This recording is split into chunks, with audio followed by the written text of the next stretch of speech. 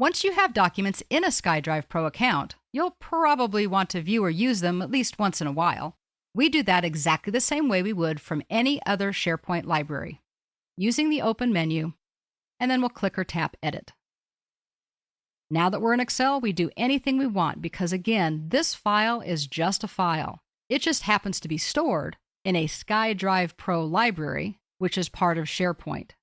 But we know that SharePoint is really no different than the network either. So it's all about location, location, location.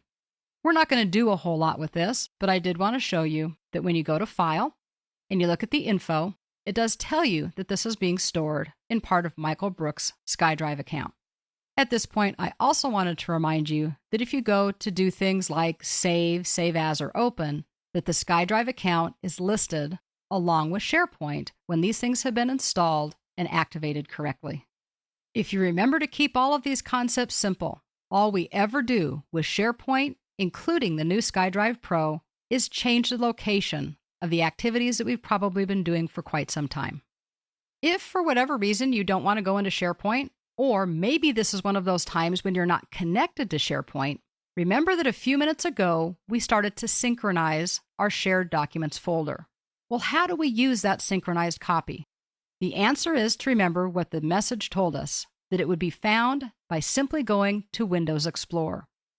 So let's move down to our taskbar and open up Windows Explorer real quick. And notice, as promised, on the left-hand side, there's now an entry under our favorites group called SharePoint. By clicking on SharePoint, we can see the shared documents library that we synchronized. And if we open that up, here are all of those files.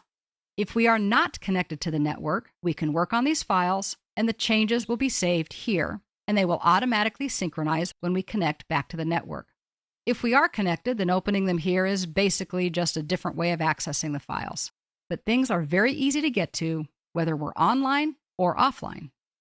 The last question people have is, what if I don't want to synchronize something anymore? How do I stop SkyDrive Pro? That answer is not quite as intuitive. In order to see that, you need to come down into your taskbar and look for the little SkyDrive Pro or the cloud symbol.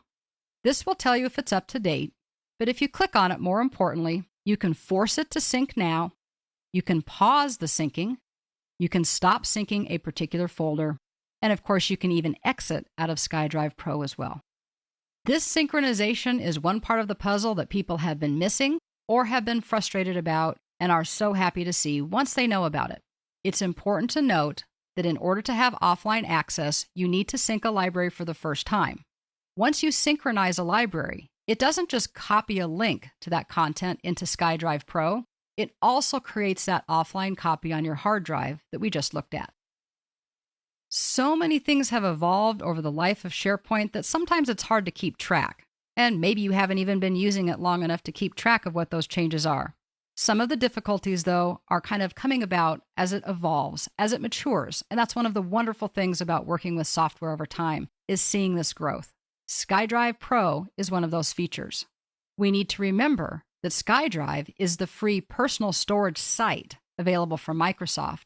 But SkyDrive Pro is a personal storage library that's part of SharePoint 2013 and available through your organization or Office 365 subscription. SkyDrive Pro, or SDP, does several things. Of course, it provides space for us.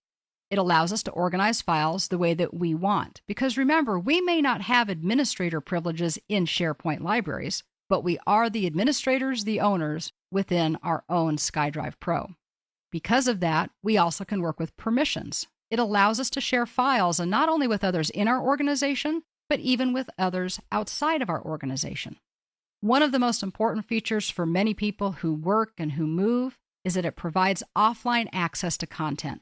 By synchronizing libraries to SkyDrive Pro, we also create that offline access that so many people have wanted.